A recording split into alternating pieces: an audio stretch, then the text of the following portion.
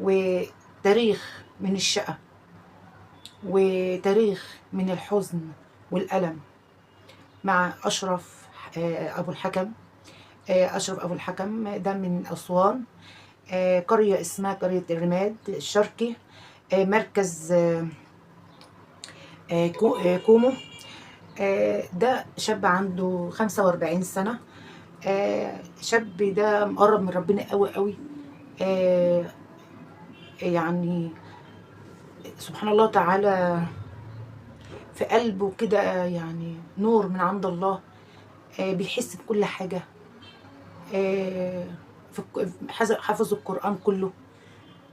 أشرف عريس أسوان. ده تاريخه والده توفى. هو أول هم هو ولد على 3 بنات.